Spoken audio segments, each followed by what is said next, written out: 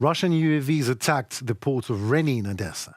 Obviously, Russia is trying to completely destroy the harbour infrastructure of Ukraine, to make it impossible to export Ukrainian grains and in such a way to push Ukraine out of the world food markets. Good afternoon, this is Henry Keane on UATV English, where do our best to bring even the hardest truth in the easiest of terms. It is nothing new, a very Russian way of dealing with things in terms of methodology and cynicism. It resembles a terrorist Russia campaign against the Ukrainian energy civil infrastructure of the past winter. The Russians are not shy to attack the Danube ports, in particular Reni, which is located close to Romania, a NATO country. Mediafax reported that during the drone attack, Romanian sailors saw and heard explosions in the port, which is located on the left bank of the Danube River. It is noted that the sailors and their vessels were not injured or damaged, and after strikes, they quickly left the port and reached the right bank, where the territory of Romania begins. Romanian President Klaus Iohannis condemned the attack, calling it an escalation that posed risks to wider security in the Black Sea region and global food security.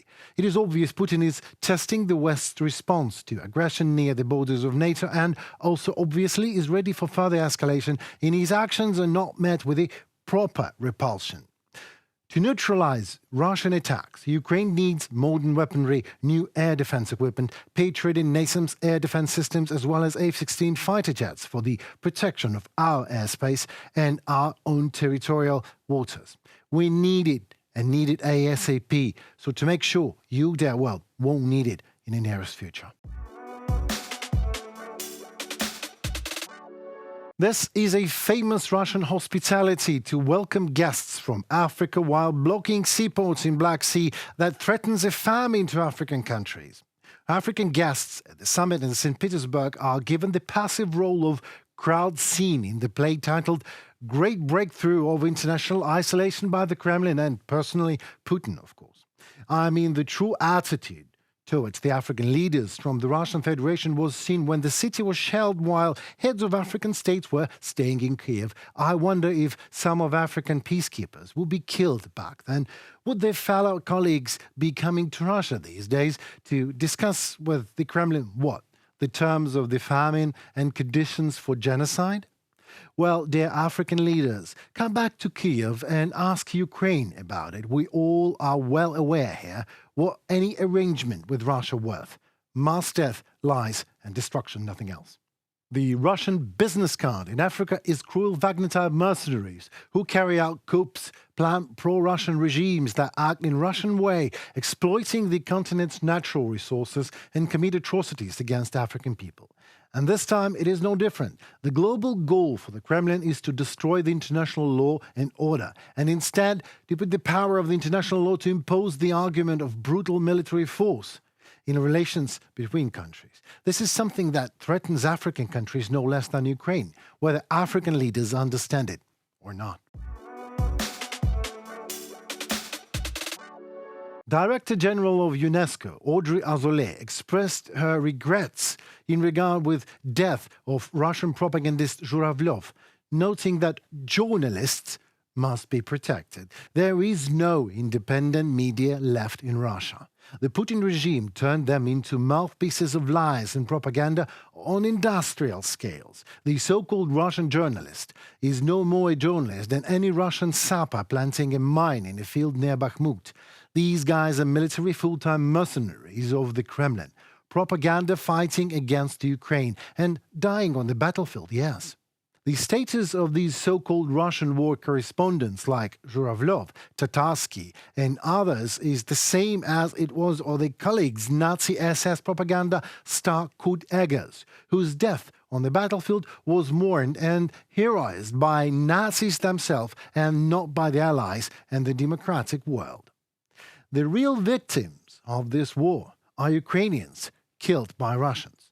Correspondents such as Max Levin, Oksana Baulina, Alexander Machov, and others.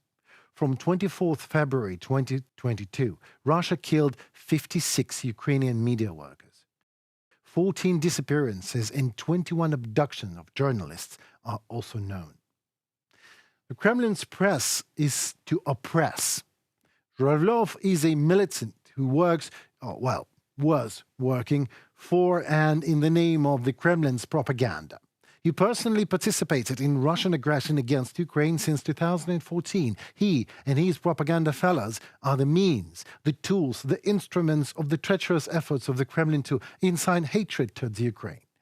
These guys have a green light to be as filthy as they can, and they can. Zhuravlev can, and his fellow Kremlinites can, and they have to be tried for their terroristic misdemeanors, just as the editors and reporters of Rwanda Radio were once. Just Google it.